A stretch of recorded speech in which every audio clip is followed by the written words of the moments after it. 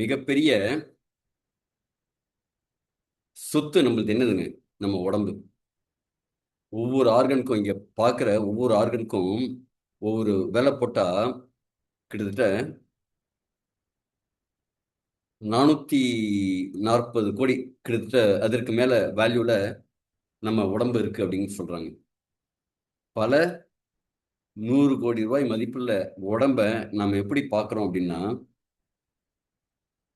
Just like that இருக்கட்டும், அது மட்டும் இருக்கட்டும், அது மட்டும் வரும்போது வருது, போகும்போது போகுது, நடந்தா கூட வருது, படுத்தா படுக்குது, எழுந்தா எழுந்துக்குது அப்படிங்கிற மாதிரி கவலை இல்லாம இருக்கும். இதற்கு ரீசன் என்ன அப்படின்னா, நம்ம உடம்ப பத்தின புரிதல் நமக்கு இல்லை முக்கியமா. அதுதான் முக்கியமான ரீசனா இருக்கு. ஒரு பைக் வாங்குறோம். பைக் வாங்கின உடனே என்ன செய்றாங்க?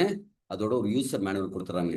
சார், இதுல வந்து ஃப்ரண்ட் டயர்ல இவ்வளவு காத்தடிக்கணும், பேக் டயர்ல இவ்வளவு காத்தடிக்கணும். ஃபர்ஸ்ட் ஒரு 1000 கிலோமீட்டருக்கு நீங்க ஒரு 40 கிலோமீட்டர் ஸ்பீட்லயே போங்க, அதோட ஜாஸ்தி போகாதீங்க. அதுக்கப்புறம் ஒரு குறிப்பிட்ட ஸ்பீட்ல மெயின்டைன் பண்ணீங்கன்னா இவ்வளவு பெட்ரோல் வந்து உங்களுக்கு மைலேஜ் நல்லா இருக்கும். அது மட்டும் இல்ல, இத்தனை நாளைக்கு ஒரு ட்ரிப் சர்வீஸ் பண்ணணும். First service, second service, third service, fourth service, fifth service எல்லாம் இந்த கிலோமீட்டர்ல பண்ணணும். இதுல இந்த லைட் எரிஞ்சதுன்னா இந்த கணக்கு, இந்த லைட் எரிஞ்சதுன்னா இந்த கணக்கு அப்படிங்கிற மாதிரி ஒரு யூசர் மேனுவல் இருக்கும். ஆனா என்ன பிரச்சனைனா, இந்த ஹியூமன் பாடிக்கு அது மாதிரி யூசர் மேனுவல் இல்லவே இல்லை. ஆனா மிகப்பெரிய டெக்னாலஜி. ஒரு அண்ணாமலைன்னு நினைக்கிறேன், ரஜினி பாடுவார், புல்ல கொடுத்தா பாலை கொடுக்கும் அப்படின்ட்டு பசுமாட்டை பத்தி பாடுவார். அதே மாதிரி நீங்க கொடுக்குற இட்லி, பொங்கல், பூரி, வடை, தோசை இதெல்லாம் ஒரு 1.5 3 கிலோ, ஒரு 1.25 அடியில 3 கிலோல பிறந்த நாம இன்னைக்கு ஒரு 70 80 கிலோவா மாறி இருக்கு. அப்ப நம்ம கொடுக்குற உணவுங்கிறது நம்ம உயிரா மாறுது. இந்த உயிர்ப்போட இருக்கிற இந்த மிஷின் ஒரு ஃபண்டாஸ்டிக்கான மிஷின், கரெக்டுங்களா?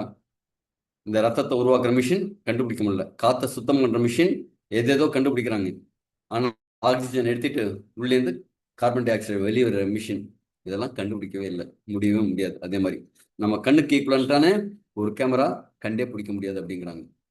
அப்ப இத்தினோடு நுரையீரலுக்குள்ள ஒரு கால்பந்தாட்ட மைதானத்துல வைக்கிற அளவுக்கு அதுல வந்து அந்த காற்று பைகள் இருக்குங்கிறாங்க. இந்த பூமிய 1.5 முறை சுத்தி வர அளவுக்கு நம்ம ஊர்ல உடம்புக்குள்ள ரத்த பைகள் இருக்குங்கிறாங்க. அப்ப இவ்வளவு அற்புதமான ஒரு இன்ஸ்ட்ருமெண்ட்டை, ஒரு மிஷினை நம்ம எப்படி பாதுகாக்கணும்? கரெக்டா கவனமா பாதுகாக்கணும் இல்லையா? அப்ப அதற்காக தான் இந்த செஷன். நான் கவனமா பேசுறேன், நீங்க கவனமா பாருங்க, கவனமா கேளுங்க. இது பார்க்கறதுக்கும் உங்களுக்கு ஒரு விஷுவல்ஸும் இருக்கும், கேட்கறதுக்கு நான் பேசுறதும் இருக்கும். முடிஞ்சதுன்னா நோட்ஸ் எடுத்துக்கங்க, உங்களுக்கு ரொம்ப யூஸ்ஃபுல்லா இருக்கும். கிட்டத்தட்ட 24 மணி நேரம் இதுக்காக டெடிகேட்டடா ஒர்க் பண்ணி எடுத்திருக்கிற ஸ்லைட்ஸ். ஓகேங்க, உள்ள போவோம். anatomy and physiology of the our body. ஒரு 11 சிஸ்டம் நம்ம உடம்புக்குள்ள இருக்கு. அதை பத்தி என்ன அப்படின்னு தான் பார்க்க போறோம். ஒரு சிஸ்டம் என்னங்க? சரி, நம்ம உள்ள போய் ஃபுல்லா பார்ப்போம். இந்த செஷனை பொறுத்த வரைக்கும் என்னன்னா, இது ஒரு எஜுகேஷனல் ப்ரோக்ராம். உங்களுக்கு சில விஷயங்களை சொல்லி தரதுக்கான ப்ரோக்ராம்.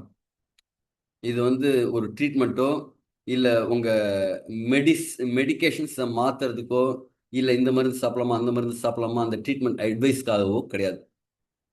இதுல ஜஸ்ட் நீங்க கத்துக்க போறீங்க சில விஷயங்கள். என்ன அனாட்டமினா என்ன, பிசியாலஜினா என்ன? அனாட்டமி அப்படிங்கிறது தி ஸ்ட்ரக்சர் ஆஃப் பாடி, நம்ம உடம்பு எப்படி இருக்கு அப்படிங்கிற அறிவியல் தான் அனாட்டமி. பிசியாலஜி அப்படின்னா என்ன அப்படின்னா, அது உள்ளுக்குள்ள எப்படி இயங்குது. இந்த ஒரு வாட்ச் இருக்கும், வாட்ச்க்குள்ள நிறைய பற்சக்கரங்கள் இருக்கும்.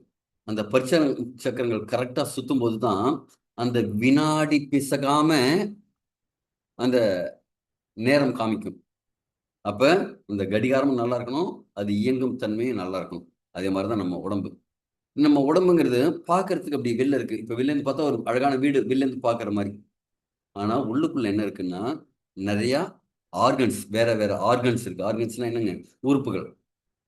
இந்த உறுப்புகள்லாம் ஒன்னோட ஒண்ணு இயங்கி இயங்கி ஒர்க் ஆகும். இணைந்து இயங்கும், இயைந்து இணைந்து ஒர்க் ஆகும். ஒன்னோட ஒண்ணு பேசிக்கும். ஏய், நீ லெஃப்ட்ல போ, நான் ரைட்ல போறேன், 2 பேரும் சேர்ந்து கை பிடிச்சி போலாம் அப்படிங்கிற மாதிரி ஒன்னோட ஒண்ணு பேசிக்கும். இதுல இருக்கிற ரத்தம், இரத்த குழாய்கள், நர்வ்ஸ், ஹார்மோன், இது எல்லாம் உடம்புல சில இயக்கங்களை செயல்படுத்தும். ஒரு தொடர்ந்து எல்லாமே ஒரு பேலன்ஸ்டா இருக்கணும். சில பாட்டு கேட்டா பாட்டு சத்தம் மட்டும் இருக்கும், மியூசிக் தெரியாது. சிலதுல மியூசிக் மட்டும் அதிரடியா இருக்கும், பாட்டு புரியவே புரியாது. ஆனா ஒரு இசைங்கிறது என்னங்க, ஒரு பாட்டும் தெளிவா காதுல கேட்கணும், அதுக்கு பின்னணி இசையும் அழகா ரம்யமா ஒரு பேலன்ஸ்டா இருக்கணும் இல்லைங்களா? அதே மாதிரி நம்ம உடம்புலையும் இது ஒரு பேலன்ஸ்டா இருக்கணும். ஹெல்த்தி பாடினா என்ன, நம்ம உடம்புக்குள்ள இருக்கிற கம்யூனிகேஷன்ஸ் சிறப்பாக இருக்கும். ஒன்னோட ஒன்று இயைந்து இணைந்து நடக்கிற விஷயங்கள், அந்த கோஆர்டினேஷன் ஃபங்க்ஷன் எல்லாமே சிறப்பாக இருக்கணும். ஒரு 11 விதமான சிஸ்டம் இருக்கு. இந்த 11 சிஸ்டமும் சேர்ந்து தான் நம்மளை வழி நடத்துது, நம்ம ஒரு ஆரோக்கியமா வாழறதுக்கான நிறைய விஷயங்களை செய்யுது. இங்க 12 11 பார்க்கறதுக்கு பதிலா ஒவ்வொன்றா தனித்தனியா. First nervous system. Nervous system அப்படிங்கிறது நரம்பு மண்டலம். நரம்பு மண்டலம்னு என்னங்க, சிக்னல் கொடுக்கறது. சிக்னல் கொடுக்கறதுன்னு எப்படிங்க, காதலன் காதலிக்கு சிக்னல் கொடுக்கறதெல்லாம் பார்ப்பீங்க, அண்ணலும் நோக்கினால் அவளும் நோக்கினால் அப்படின்னு 2 பேரும் கலர்ந்தது அப்படிங்கிற மாதிரி. உடம்புக்குள்ள மூளை வந்து தலைமைச் செயலகம்னு சொல்லுவாங்க, செக்ரட்டேரியட். அதுதான் உடம்பு முழுக்க இயக்கங்களை சரியா நிர்வகிக்கும், பிரெயின். இது எந்த வழியா அந்த சிக்னல்லாம் போகுதுன்னு பார்த்தீங்கன்னா, ஸ்பைனல் கார்டு, நம்ம முதுகு தண்டுவடம், முக்கியமான நரம்புகள்.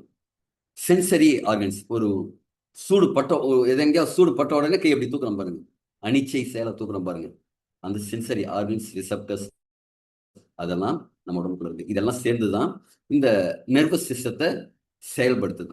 இது என்ன செய்யுது அப்படின்னா, உங்களோட மூமெண்ட், கை அசைக்கிறது, கால் அசைக்கிறது, கண்ணு பார்க்கறது, காது கேட்கறது முதற்கொண்டு ப்ராசஸ் பண்றது, நடக்கிறது, எழுந்துக்கிறது, படுக்கிறது, இது எல்லாத்தையுமே controls moments. Thoughts and emotions, உங்களோட உணர்ச்சிகளை உருவாக்குறதும் கட்டுப்படுத்துறதும் அதை ப்ராசஸ் பண்றது எல்லாமே இந்த நர்வஸ் சிஸ்டம் தான். சென்சேஷன், உணர்ச்சிகள் சொல்றாங்களே, தொடு உணர்ச்சி, சுவை உணர்ச்சி, அந்த வாசனை, அப்படியே ஐம்புலன்கள்னு சொல்றாங்கல்ல, அந்த ஐம்புலன்கள்லேருந்து வர சிக்னல்களை ப்ராசஸ் பண்றது அப்படிங்கிறது இதுதான். ஆட்டோமேட்டிக் ஃபங்க்ஷன்ஸ், நீங்க தூங்கிட்டு இருப்பீங்க, இந்த இடத்துல கொசு கடிக்கும், நீங்க முழிச்சிட்டு இருக்கும்போது அடிச்சீங்கன்னா கொசு பறந்துடும். ஆனா தூங்கும்போது எங்க கொசு நீங்க பார்க்க மாட்டீங்க, அங்க கடிக்குதுன்னு உடனே இந்த கை போய் அடிக்கும். உடுக்கை இழந்தவன் கை போல அங்கே இடுக்கண் களைவதாம் நட்பு அப்படிங்கிற மாதிரி, அங்க ஏய் என் இடது கையை கடிக்கிறியாடா நீ அப்படின்னு வலது கை போய் அடிச்சு அந்த கொசு அடிக்க பாருங்க. உங்களுக்கு தெரியாமலே அனிச்சை சேர நடக்கக்கூடிய ஃபங்க்ஷன் இதெல்லாமும் இதுதான், இந்த நர்வஸ் ஃபங்க்ஷன் தான். கோஆர்டினேஷன், கம்யூனிகேஷன் த்ரூ தி பாடி, உங்க உடம்பு முழுக்க எல்லாத்தையும் செயல்படுத்துறதுங்கிறது இதுதான். இது எப்படி பண்ணுதுன்னா, ஒரு எலக்ட்ரிக்கல் சிக்னல் கொடுக்குது. சில இடத்துல கெமிக்கல் ப்ராசஸ் இருக்கு. மூளைக்குள்ள நரம்புகள்லாம் ஒன்னோட ஒன்று தொட்டுட்டு இருக்காது, இப்படி இடைவெளி இருக்கும். அத்திரிப்பச்சா கொழுக்கட்டை அப்படின்னு தாண்டுற கதையெல்லாம் கேள்விப்பட்டிருப்போம்ல, அதே மாதிரி அத்திரிப்பச்சா கொழுக்கட்டை தான் அத்திரிப்பச்சாலாம் தாண்டும். அந்த சிக்னல்ஸ் தாண்டது, அந்த கெமிக்கல் ப்ராசஸிங் நடக்கும், சினாப்சிஸ்ன்னு சொல்லுவாங்க. இது எல்லாம் சேர்ந்து ஒரு சேர உங்க ஸ்பைனல் கார்டு வழியா முழு பாடியை கண்ட்ரோல் பண்ணுது மூளை. இதை பாதுகாக்கிறது எது அப்படின்னா, உங்க மூளையை மண்டையோடு பாதுகாக்குது. வெரிபரல் கொலம் ஸ்பைனல் கார்டை பாதுகாக்குது. அந்த வெர்டிபிரல் கொலம், அந்த முதுகு தண்டுவடம், ஸ்பைனல் கார்டு, அது ஒரு ஒரு கொத்தா நரம்பு போற மாதிரி இருக்கும் முதுகு தண்டுவடத்துக்குள்ள. செரிபிரல் ஃப்ளூயிட்ஸ் எல்லாம் அடிஷனல் ப்ரொடக்ஷன் கொடுக்குது. இப்போ மூளையை சுற்றி எல்லாம் கூட சில திரவ அமைப்புகள் இருக்கும், அதெல்லாம் பாதுகாக்குது. இப்போ இந்த நர்வஸ் சிஸ்டம்க்கு ஏதாவது ப்ராப்ளம் வந்ததுன்னா என்ன ஆகும்? சரி, மறைக்கிறேன், சரி பண்ணிக்கலாம், ஓகே. இந்த நர்வஸ் சிஸ்டம் ஏதோ ஒரு பிரச்சனையில இருக்கு, ப்ராப்ளத்துல இருக்கு அப்படின்னா என்ன நடக்கும்? என்ன பாசிபிள் ப்ராப்ளம்? ஸ்ட்ரோக் வரதுக்கு வாய்ப்பு. மூளையில ரத்த குழாய்கள்ல கசிவு, அடைப்பு ஏதாவதுன்னா ஸ்ட்ரோக் வருது. எபிலப்சி, அந்த வலிப்பு, பார்க்கின்சன் டிசீஸ், கை கால் நடுக்கம், மறதி நோய்கள், நியூரோபதி அப்படிங்கக்கூடிய நரம்பு சம்பந்தமான பிரச்சனைகள், மல்டிபிள் செலோரிசிஸ், ஸ்பைனல் கார்டு இன்ஜுரி. சில பேருக்கு ஆக்சிடென்ட் பார்த்தா ஸ்பைனல் கார்டு இன்ஜுரி இருக்கும். முதுகு தண்டுவடம், அந்த L4 L5 கம்ப்ரெஷன் சொல்லுவாங்க, அதே மாதிரி இன்ஜுரி ஏதாவது இருந்ததுன்னா, பிரெயின்ல ஏதாவது டியூமர் கட்டி வந்ததுனாலும் அந்த நரம்பு மண்டலம் பாதிக்கிறதுக்கு வாய்ப்பு இருக்கு.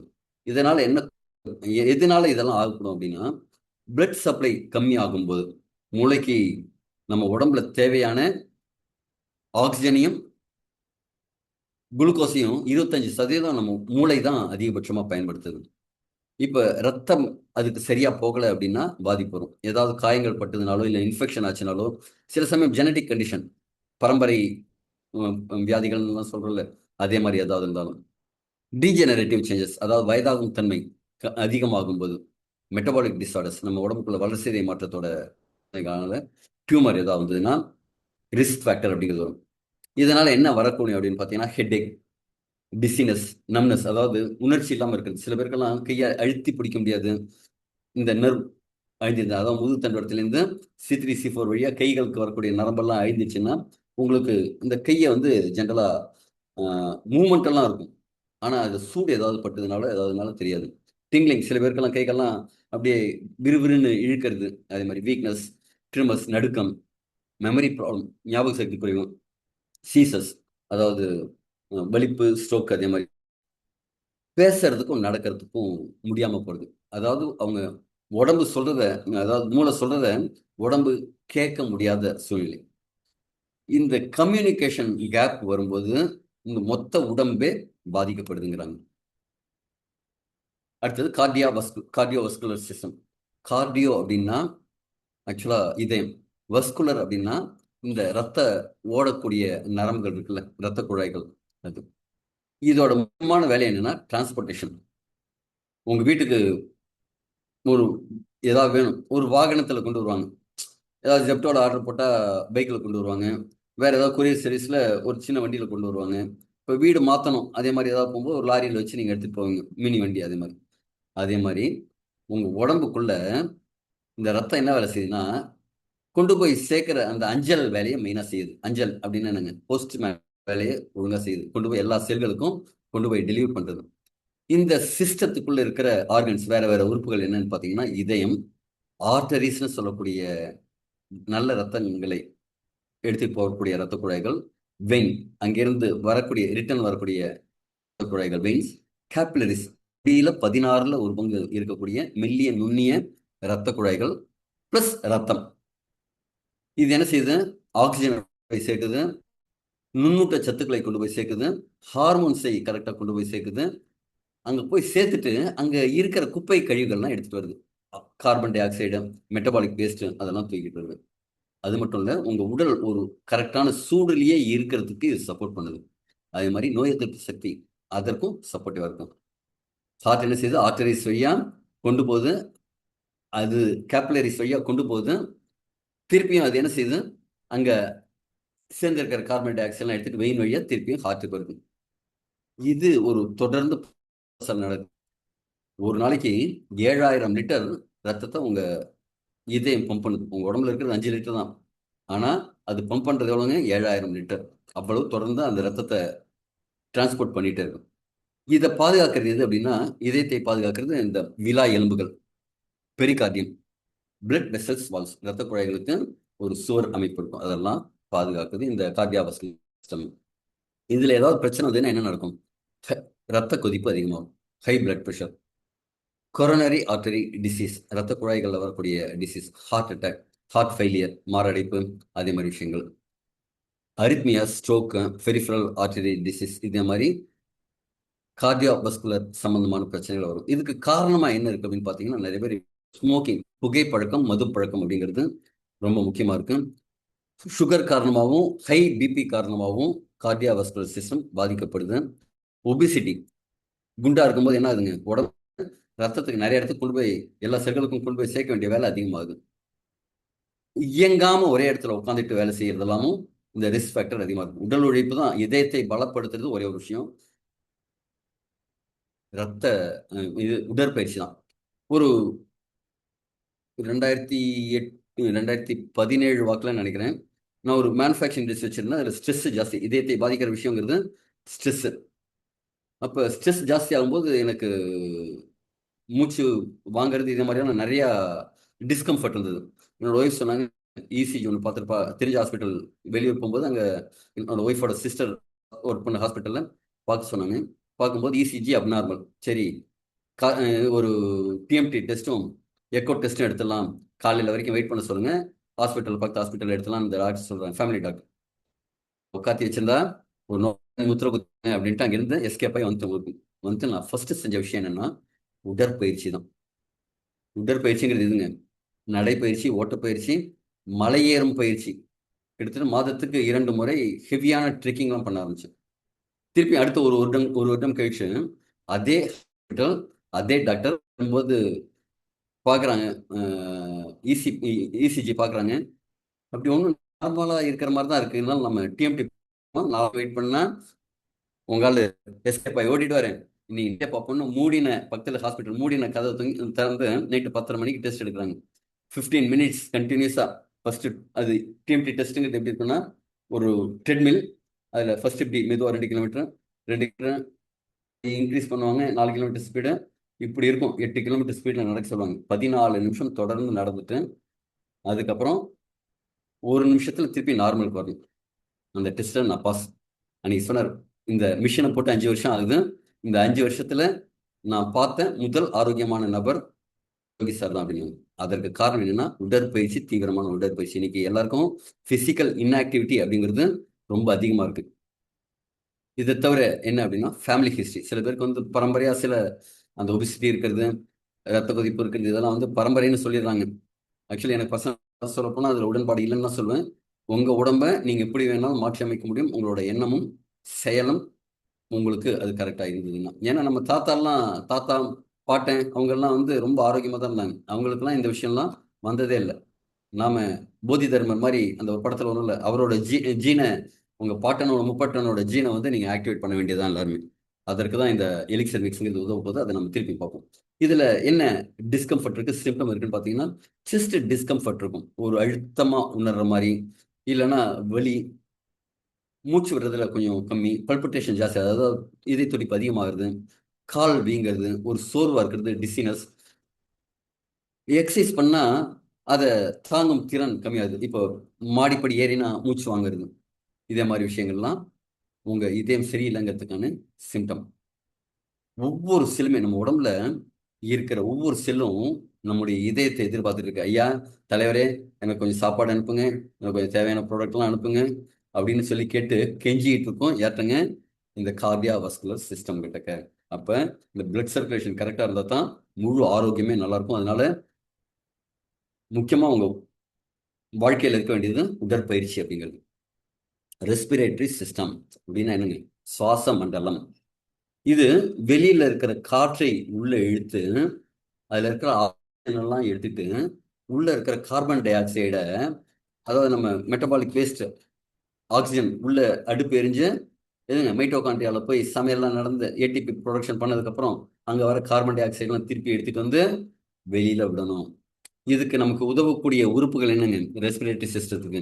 மூக்கு, அந்த நேசல் பேசேஜ் உள்ள இருக்கிற அந்த ஓட்டைகள், ஃபெர்னெக்ஸ், லெரனெக்ஸ், ட்ரைக்கியா, ப்ரோங்சி, லங்ஸ், அல்வெலி, அதாவது உள்ளுக்குள்ள ஒரு காற்று பையெல்லாம் இருக்கும், டயஃப்ரம், கீழே அந்த நுரையீரல் கீழே இறக்கி மேலே ஏத்துறதுக்கு ஒரு சப்போர்ட்டாக இருக்கக்கூடிய டயஃப்ரம், இதெல்லாம் தான் சப்போர்ட் பண்ணுது.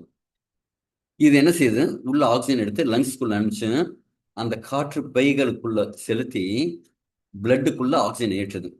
அந்த பிளட்டுக்குள்ள ஏற்றப்பட்ட ஆக்சிஜன் உடம்பு முழுக்க போய் ஒவ்வொரு செல்லுக்கும் தேவையான நியூட்ரியன்ஸ் எல்லாம் கொடுத்துட்டு ஆக்சிஜனை கொடுத்துட்டு அங்க இருக்கிற கழிவு எடுத்துட்டு வந்து கார்பன் டை ஆக்சைடு எடுத்துட்டு திருப்பியும் இந்த அல்வாலிக்கு வந்து காற்றுப்பைகளுக்கு வந்து அங்க வெளி விடும்போது கார்பன் டை ஆக்சைடா போகுது. டைனி ஏர் சாக்ஸ், சின்ன சின்ன பையா இருக்கும், அந்த திராட்சை பழம் மாதிரி இருக்கிற இதுல நம்ம நுரையீரல் நிறைய போயிருக்கும். புகை பிடிக்கும் போது என்ன ஆகுது, அந்த நிக்கோடின் தாரெல்லாம் உள்ள போய் ஒட்டிட்டு அது விரிந்து சுருங்குவதற்கான கெப்பாசிட்டி போயிடுது. வெளியில நீங்க நடமாடுறீங்க, புகை, வாகன புகை, எதையாவது எரிக்கும் போது இருக்கிற புகை, அது தவிர நீங்க காரு ஏதாவது யூஸ் பண்ணும்போது அதுக்குள்ள இருக்கிற டாக்ஸினேட்டட் காற்று, அதெல்லாம் நிறைய பாதிப்பை கொடுக்குது. இப்ப நமக்கு வந்து இதுல ஒரு ப்ரொடக்ஷன்ஸ் எல்லாம் இருக்கு. மூக்குல காத்து உள்ள போகும்போதே முடி இருக்கும், சில அமைப்புகள் அது கிளீன் பண்றதுக்கான ஒரு சிஸ்டம் இருக்கு. அந்த ஃபில்டரை தாண்டி தான் உள்ள போனோம். அப்பயும் உள்ள வந்துடுச்சுன்னா ஒரு சளி மாதிரி ஒரு சவ்வு அமைப்பு இருக்கும். அதுக்குள்ள அந்த காத்துல இருக்கிற பெரிய தூசி எல்லாம் இங்கே ஃபில்டர் ஆகும். அதே மாதிரி உள்ளுக்குள்ள ஒவ்வொரு இடத்துலையும் ஃபில்ட்ரேஷன் ப்ராசஸ் போய் எல்லாத்தையும் பாதுகாக்குது. அடுத்தது, உள்ளுக்குள்ள ஏதாவது போயிடுச்சுன்னா என்ன செய்யுது உடம்பு? டே அத்தனை காத்தையும் அடிச்சு அழுத்தி ஒரு தும்மல் கொடுக்குது, ஆச்சுன்னு வெளில வருது. இதே மாதிரி நம்ம உடம்புக்குள்ள இயற்கையா ப்ரொடெக்ஷன் நிறைய இருக்கு, வெளியிலேருந்து உள்ள போகாம பாதுகாக்கிறதுக்கு. அது தவிர நம்ம லங்ஸை பாதுகாக்கிறதுக்கு நம்முடைய விலா எலும்பு ரிப்கேஜ் இருக்கு. ரெஸ்பிரேட்டரி சிஸ்டம் ஃபெயிலியர் ஆகும்போது என்ன ஆகுதுங்க? இன்னைக்கு நிறைய பேருக்கு ஆஸ்மா, வீசிங் அப்படின்ட்டுலாம் பார்க்குறோம்.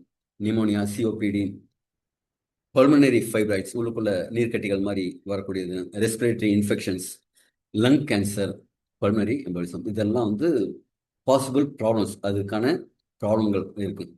இதனால வரக்கூடிய நமக்கு வேதனைகள் என்ன, சிம்டம் என்ன அப்படின்னா, மூச்சு விடுவதில் சிரமம், தொடர்ந்து கண்டினியூஸா ஒரு காஃப் இருந்துட்டே இருக்கு. காஃபோட சிம்டம் என்னன்னா, உள்ளுக்குள்ள கழிவுகள் நிறைய இருக்கு, அதை வெளில அனுப்பணும்னு உடம்பு முயற்சி பண்ற விஷயம். வீசிங், மூச்சு விட முடியாம இருக்கிறது. செஸ்ட் டிஸ்கம்ஃபர்ட், நம்ம மார்பு கூடல வந்து ஒரு வலி இருக்கிற மாதிரி உணர்வு, அதே மாதிரி எல்லாம். ஸ்டெமினா கம்மியா இருக்கு. இப்போ உங்க உடம்புக்குள்ள எவ்வளவுக்குள்ள ஆக்சிஜன் இருக்கோ அவ்வளவுக்குள்ள ஒவ்வொரு செல்லும் சுறுசுறுப்பா இருக்கும். அப்ப சுறுசுறுப்பா இருக்கிறதுக்கு ஆக்சிஜன் இல்லைன்னா என்ன ஆகும்? உடம்பு சோர்வா இருக்கும். அப்ப ஸ்டெமினா இருக்காது, தொடர்ந்து ஒரு செயலை செய்யறதுக்கு உண்டான சக்தி இருக்காது. ஆக்சிஜன் லெவல் கம்மியா இருக்கும். எக்ஸஸ் மியூக்கஸ் இருக்கும், அதாவது சளி கபம் அதிகமா இருக்கும்.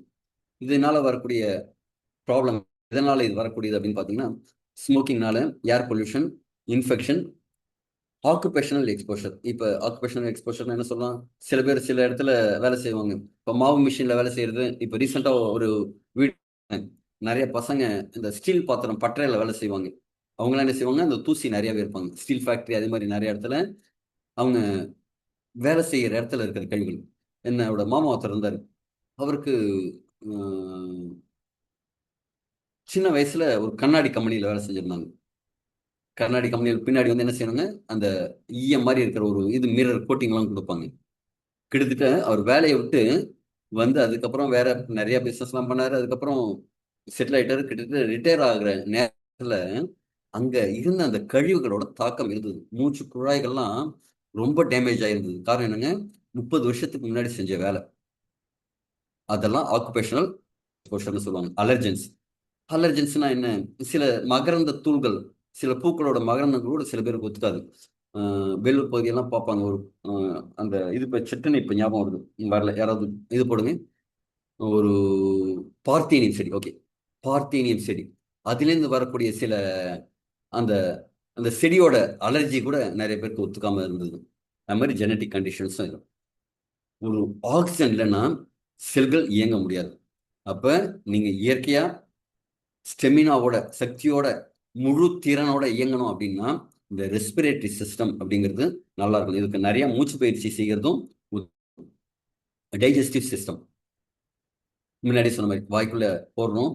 போடுற வரைக்கும் தான் அது இனிப்பு, புளிப்பு, உரப்பு, துவர்ப்பு அப்படிங்கிறதெல்லாம் தெரியும். உள்ள போனதுக்கு அப்புறம் அது பொங்கலா இருக்கலாம், இட்லியா இருக்கலாம், வடையா இருக்கலாம், பூரியா இருக்கலாம், தோசையா இருக்கலாம், எதுவாக இருக்கலாம். உள்ள போனதுக்கு என்ன செய்யுங்க? அது தனித்தனியா பிரிக்கும். மவுத்துக்குள்ள போய் வயிற்று வழியா ஸ்டமக்கு போனதுக்கு அப்புறம் அது நல்லா திருப்பி ஒரு அரவை செஞ்சு, புரோட்டீன் தனியா, விட்டமின் தனியா, மினரல் தனியா, ஃபைபர் தனியா, தண்ணி தனியா, அதுல இருக்கிற மெட்டபாலிக் வேஸ்ட் தனியா, அதுல இருக்கிற கழிவுகள் தனியா, நம்ம உடம்பு எல்லாம் மாத்துது பாருங்க. அது என்னென்ன அப்படின்னா, liver, gall bladder, pancreas, small intestine, சிறுகுடல், பெருங்குடல், ரெக்டம், மலக்குடல், ஆசனவாய், இது எல்லாமே டைஜஸ்டிவ் சிஸ்டத்தோட பார்ட். நீங்க சாப்பிட்டு அது முழுமையா உடம்பு ஏத்திக்கிட்டு, நம்ம குடல்ல தான் வில்லைஸ்னு முடி மாதிரி நிறைய அமைப்பு இருக்கும். இந்த டர்க்கி டவல்ல சின்ன சின்ன நூலா வெள்ள நீட்டி இருக்கும் பாருங்க. அதே மாதிரி நம்ம குடல் பகுதியில் வில்லைஸ் இருக்கு. அதுதான் நம்ம சாப்பிட்ற சாப்பாடுல இருக்கிற சத்துக்கெல்லாம் உறிஞ்சும். கழிவு வெளியேறும்போது முழு சத்துக்களையும் உரியும். அப்ப எவ்வளவுக்குள்ள நார்ச்சத்தோட நீங்க உணவு உண்றீங்களோ அவ்வளவுக்குள்ள அந்த குடல்ங்கிறது சுத்தமா இருக்கும். இந்த டைஜஸ்டிவ் சிஸ்டம் நீங்க சாப்பிட்ற சாப்பாடை பிரிச்சு கொடுக்குது. உடம்புக்கு தேவையான தனித்தனி பொருளா பிரிச்சு கொடுக்குது. அது ஒவ்வொருவருக்கும் தேவையானதை எடுத்துக்குது. தண்ணி தனியா எல்லாத்தையும் உடம்பு ஏத்துக்குது. இப்போ உள்ள போகுது, டைஜஷன் ஆகுது, நியூட்ரிஷன் உடம்புக்குள்ள போகுது, அதை பிளட் கொண்டு போய் செல்ஸ்க்கு சேர்க்குது. இதுதான் நடக்குது. இதுக்கு ப்ரொடக்ஷன் என்னென்ன நம்ம உடம்புல பாதுகாப்பு அமைப்பு இருக்கு அப்படின்னு பார்த்தீங்கன்னா, மியூக்கஸ்னு ஒன்று இருக்கு. இந்த உணவு குழாய்களில் உள்ள போகும்போது அந்த டைஜஸ்டிவ் லைனுக்கெல்லாம் மியூக்கஸ் பாதுகாப்பு இருக்கு. ஸ்டமக் ஆசிட்ஸ் இருக்கு. ஆனால் இந்த ஸ்டமக் ஆசிடை பாதுகாக்கிறதுக்கும் உள்ள ஒரு அமைப்பு இருக்கு. அப்புறம் கட் இம்யூன் டிஃபென்ஸ் அப்படின்னு ஒரு சிஸ்டம் இருக்கு. அது நம்ம சாப்பிட்ற சாப்பாடு இருக்கக்கூடிய பூஞ்சை, அதே மாதிரி உடம்பு தேவையில்லாத விஷயங்கள்லாம் கொள்றதுக்கான ஆர்கானிசம் எல்லாமும் இருக்கு. ப்ரீபயோட்டிக் ப்ரோபயோட்டிக்ஸ் அதெல்லாம் தான் நம்ம நொதித்தல் வேலையை அழகா செய்யுது. அந்த ஜீரண மண்டலத்துக்கு சப்போர்ட் பண்றது அந்த ப்ரீபயோட்டிக்ஸ் ப்ரோபயோட்டிக்ஸ். இது என்ன ஆகும், நிறைய தண்ணி அடிக்கிறவங்களுக்குலாம் வீணா போயிடும். இப்போ டைஜஸ்டிவ் சிஸ்டம் சரியா இல்லைன்னா நமக்கு வரக்கூடிய பிரச்சனைகள்னு ஆசிட் ரிஃப்ளக்ஸ், நெஞ்செரிச்சல். அது வந்து வயிற்றுலேருந்து அப்படியே மேலே வெளில வரும். அமிலத்தன்மை அதிகமாச்சுன்னா உடம்பு போயிடும். Gastritis, ulcers, gallstones, fatty liver problem, hepatitis, IBS, inflammatory bowel டிசீஸ்ன்னு சொல்லக்கூடியது, மலச்சிக்கல், பேதி ஆகிறது, வாந்தி, டைஜஸ்டிவ் கேன்சர்ஸ். இன்னைக்கு நிறைய பேருக்கு வந்து இந்த ஃபுட் பத்தில் கேன்சர் உருவாகிறத பார்க்கணும். இதெல்லாம் டைஜஸ்டிவ் சிஸ்டம் ப்ராப்ளம் ஆகும்போது. இந்த ரிஸ்க் என்ன இருக்கு, எதனால இது வருது அப்படின்னு பார்த்தீங்கன்னா, இன்ஃபெக்ஷன், சாப்பாடு சரியான சாப்பாடு இல்லாமல் இருக்கிறது, போர் டயட், வேலைக்கு சாப்பிட்றது இல்லை, கண்ட இடத்துல சாப்பிட்றது, அது ஆரோக்கியமான ஃபுட்டா இல்லையான்னு தெரியாது, நான் மட்டும் கிடைச்ச ஃபுட்டை சாப்பிட்றது, இதெல்லாமும் பாதிப்பை கொடுக்கும். ஆல்கஹால்ங்கிறது ரொம்ப பிரச்சனையை கொடுக்கும் டைஜஸ்டிவ் சிஸ்டத்துக்கு. குறிப்பாக லிவர் பாதிக்கும், நம்ம டைஜஸ்டிவ் ஜூசஸ் எல்லாம் பாதிக்கும். நிறைய பேர் என்ன செய்யறாங்க, தண்ணி அடிச்சு சாப்பிட்றது கூட இல்லை, அதோட ஆல்கஹால் தன்மையை குறைக்கணும், அதுவும் பண்றதில்லை. சில மெடிகேஷன்ஸும் லிவரை பாதிக்கிறதுல மெடிசின்ஸ் அப்படிங்கிறது மிக முக்கிய பங்கை வகிக்குது. இந்த ஒபிசிட்டி, மெட்டபாலிக் டிசார்டர்ஸ், எடை அதிகரிக்கிறது, எடை மேலாண்மைங்கிறது ரொம்ப அவசியம். அடுத்தது மெட்டபாலிக் ப்ராப்ளம், அதாவது வளர்சிதை மாற்றம், அது வந்து குறைவா இருக்கும்போது அதோட மெட்டபாலிக் ரேட் வந்து கம்மியா இருக்கிறதும் காரணமா இருக்கும். ஆட்டோ இம்யூன் கண்டிஷன்ஸும் டைஜஸ்டிவ் சிஸ்டத்தை பாதிக்கும். ஜெனட்டிக் ஃபேக்டரும் இதுல காரணமா இருக்கும். இங்க என்னென்ன சிம்டம் வரும் அப்படின்னு பாத்தீங்கன்னா, வயிற்று பகுதியில ஒரு வலி, நெஞ்செரிச்சல், ப்ளோட்டிங், அதாவது வயிறு உப்புசமா இருக்கிறது, வயிறு கொஞ்சம் அப்படி வீங்கிற மாதிரி இருக்குது, ப்ளோட்டிங், நாசியா, வாமிட்டிங், கான்ஸ்டிபேஷன், மலச்சிக்கல், பேதி, புவர் அப்டைட், பசி இல்லாமல் இருக்கிறது. சில பேருக்கு ஓவரா பசிக்கும், சில பேருக்கு பசியே இருக்காது. வெயிட் வந்து மாற்றம் இருந்துகிட்டே இருக்கும். திடீர்னு ஒரு 2 ஸ்வீட்டு சாப்பிட்டாலும் ஒரு 2 கிலோ ஏறிடுவாங்க. அதே மாதிரி எல்லாமும் நடக்கும். உங்க உடம்பு நீங்க சாப்பிட்ற சாப்பாடு எதுவா இருந்தாலும் அந்த டைஜஸ்டிவ் சிஸ்டம் கரெக்டா இருந்தாதான், உங்க உடம்பு அதை ஏத்துக்கிட்டு அதுல இருக்கிற நியூட்ரியன்ஸை கொண்டு போய் செல்லுக்கு சேர்த்தாதான் முழுமை பெறும். இன்னைக்கு நம்ம என்ன செய்யணும், முக்கியமா நல்லா மென்னு சாப்பிட்றது இல்லை. நொறுங்க தின்றால் 100 வயதுன்னு நம்ம எல்லாம் சொல்லியிருக்காங்க. நீங்க வாய்ப்பகுதியில வாயில வச்சு ஒரு சாப்பாடு எடுத்து வைக்கிறீங்க அப்படின்னா, வச்ச உடனே அப்படி வாயை நல்லா மூடிட்டு, திறந்துட்டு கூடாது, காத்து போகக்கூடாது, மூடி 32 முறை மென்று அது உமிழ்நீரோட கலந்ததுக்கு அப்புறம் சாப்பிடணும். இப்படி சாப்பிட்டீங்கன்னா உங்களோட சாப்பாட்டோட அளவு கண்டிப்பா கம்மியாகும், அதோட தரம் அதிகமா உயரும், அதோட ஜீரணம் இங்கேயே மேக்சிமம் செரிமானம் ஆனதுனால உங்க உடம்புக்கு வேலை அப்படிங்கிறது வேலை பளு கம்மியா இருக்கும். அது மட்டும் இல்ல, உடம்பால அந்த உடம்போட சத்துக்களை கிரகிக்கும் தன்மை அதிகமாகும். அப்போ உங்க உடம்புக்கு தேவையான நியூட்ரியன்ஸ் ரொம்ப அதிகமா அதுல கிடைக்கும். இப்ப நீங்க டிவி பார்த்துட்டோ இல்ல வேற ஏதோ ஒரு யோசனையிலே சாப்பிட்றீங்கன்னு வச்சுங்க, அதுவும் சாப்பிட்றது வந்து கையால தான் சாப்பிடணும்பாங்க. ஏன் அப்படின்னா, நீங்க சாப்பாடுல கை வைக்கும் போதே மூளைக்கு சிக்னல் போயிடும், ஏய் இன்னைக்கு நீ 100 கிராம் சாப்பாடு இருக்குப்பா, இதுல கறியா கொஞ்சம் இருக்கு, இது கொஞ்சம் இருக்கு, இது கொஞ்சம் இருக்கு. ஏன்னா சென்சரி ஆர்கன்ஸ் இருக்கு. நீங்க தொட்ட உடனே உங்க மூளைக்கு சிக்னல் போயிடும், அப்பா 150 கிராம் வருதுப்பா சாப்பாடு, நல்லா சூடா இருக்குப்பா, இதுல வந்து வெஜிடபிள்ஸும் இருக்கு, அதனால ஃபைபரும் இருக்கு, நீ வந்து என்ன செய்யணும்னா இத்தனை யூனிட் இன்சுலின் சுரந்து ரெடியாகி, இத்தனை ஆசிட் வந்து சுரந்து ரெடியாகி அப்படின்னு சொல்லும். நீங்க சாப்பிடும்போது மென்னு சாப்பிட்டீங்க அப்படின்னா ஒரு போதும்னு ஒரு விஷயம் கொடுக்கும். குழந்தைகளுங்க நீங்க ஊட்டி விட்டீங்கன்னா நீங்க என்ன செஞ்சாலும் இப்படி இப்படி திரும்பிக்கும். ஆனால் நம்ம என்ன செய்வோம், போட்டு திணிப்போம். அந்த குழந்தைக்கு போதும்னா போதும்னு விட்டுணும், ஒன்றும் ஆகாது. அப்ப நாம என்ன செய்யறோம், டிவியை பார்த்துட்டு, மொபைலை பார்த்துட்டு, எங்கேயோ பேசிட்டு, கோபப்பட்டுக்கிட்டு, இதை மாதிரி மற்ற உணர்வுகளோடு சாப்பிடும்போது, சாப்பாடு மேல கவனம் இல்லாமல் சாப்பிடும்போது அதுவே பெரிய பாதிப்பை கொடுக்குது. இன்னைக்கு நம்ம நம்ம அடுத்த ஜென்ரேஷன் அது ஜென்ரேஷனையும் பாழாக்கி வச்சிருக்கோம். சாப்பிடலையா, ஒரு மொபைலை கொடு, ஊட்டிகிட்டே இரு, ஆரம்பத்திலேருந்து கெடுத்து வைக்கணும். இந்த விஷயம் தான் நடக்குது. அப்ப இதுலேருந்து வெளில வரணும் அப்படின்னா நம்ம லைஃப் ஸ்டைல் சேஞ்சஸ்ங்கிறது கண்டிப்பாக பண்ணணும். இந்த டைஜஸ்டிவ் சிஸ்டத்தை ப்ராப்பராக நம்ம பாதுகாக்கணும். அடுத்த யூரினரி சிஸ்டம், எக்ஸ்கிரேட்டிவ் எக்ஸ்கிரேட்டிங் சிஸ்டம், வெளியேற்றும், அதாவது கழிவுகளை வெளியேற்றும் சிஸ்டம். இதோட மெயின் இது என்ன அப்படின்னா, நம்ம பிளட்டை சுத்தம் பண்ணி அதில் இருக்கிற நீர்மத்தன்மை கரெக்டாக மெயின்டைன் பண்ணும். கெமிக்கல் பேலன்ஸை, ஆசிட் பேஸ் பேலன்ஸை கரெக்டாக மெயின்டைன் பண்ணுறது. இது எல்லாமே ஆசிட் அல்கலைன் பேஸை வந்து மெயின்டைன் பண்ணுறது. இது எல்லாமே இந்த யூரினரி சிஸ்டம் இது பண்ணுது. இதில் இருக்கிற ஆர்கன்ஸ் என்ன அப்படின்னா, ஒரே ஒரு ஆர்கன் கிடையாது. Kidney, ureters, urinary bladder, யூரெத்ரா.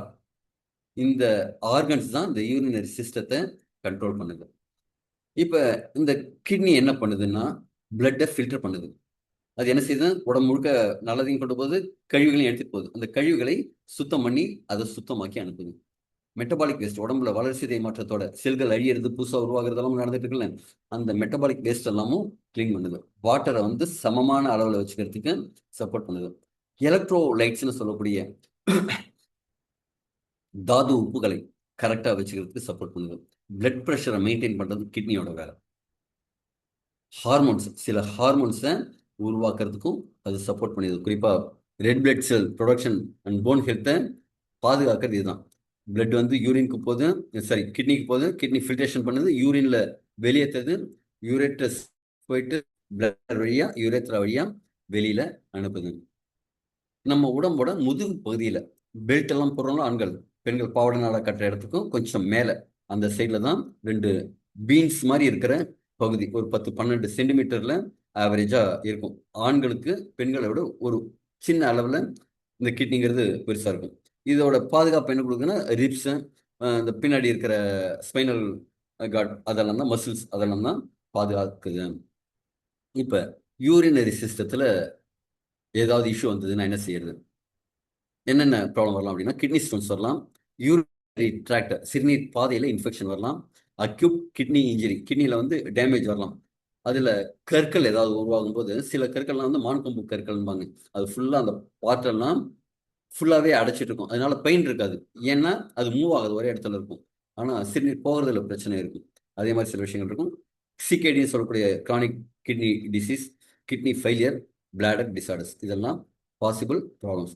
இது எதனால ஏற்பட வாய்ப்பு இருக்குது அப்படின்னு பார்த்தீங்கன்னா, டயபிட்டிஸ்க்கும் கிட்னி ப்ராப்ளத்துக்கும் முக்கியமான சம்மந்தம் இருக்குது. அது மாதிரி ஹை பிபிக்கும் கிட்னி ப்ராப்ளத்துக்கும் இன்ஸ்டண்ட்டாகவே அது கனெக்டிவிட்டி இருக்குது.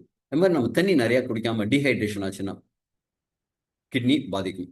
இன்ஃபெக்ஷன்ஸ் ஏதாவது இருந்ததுன்னா, அதுவும் குறிப்பாக சில இடத்துல பப்ளிக் டாய்லெட்லாம் போகும்போது பெண்களுக்கு இது உடனடியாக அந்த கிட்னி சாரி யூரினரி இன்ஃபெக்ஷன்ஸ் எல்லாம் வந்துடும். ஆண்களுக்கும் வரும். ஆக்சுவலி சில கிருமிகள் தண்ணீர் இப்படி வருதுன்னா, தண்ணீரை எதிர்த்து மேலே போகக்கூடிய அளவுக்கு சில கிருமிகள் வந்து ரொம்ப பவர்ஃபுல்லாக இருக்கும். அதனால தான் பப்ளிக் டாய்லெட்டில் போகிறதெல்லாம் இப்படி வரைக்கும் அவாய்ட் பண்ணிக்கிறது நல்லது. இல்லைன்னா அந்த இடம் சுத்தமாக இருக்கிற மாதிரி பார்த்துக்கிறது நல்லது. அது தவிர செர்டைன் மெடிகேஷன்ஸ், டாக்ஸின்ஸ், நம்ம சாப்பிட்ற சாப்பாடுலேயே நிறைய நச்சு பொருட்கள் இருக்கு. அது எதுவுமே கண்ட்ரோல் பண்ண முடியல. ஜெனட்டிக் கண்டிஷன்ஸ்னாலையும் கிட்னி ப்ராப்ளம்ஸ் வரதுக்கு பாசிபிள் இருக்கு. இது கிட்னியில் ஏதாவது பிரச்சனைன்னு என்ன தெரியும்? குறிப்பாக லோயர் பேக் சைடில் பெயின் இருக்கும் கிட்னி ஸ்டோன் இருக்கிறவங்களுக்கு.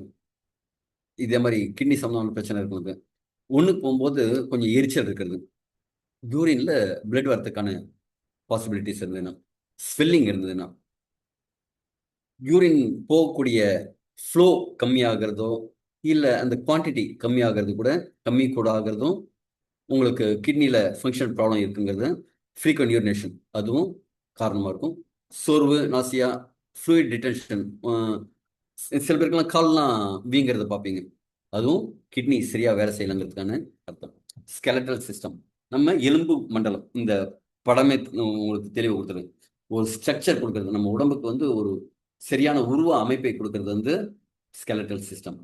நமக்கு பாதுகாப்பு கொடுக்கறது, ஒரு ஸ்ட்ரென்த்தை கொடுக்கறது, இதெல்லாம் என்னங்க? Skeletal system.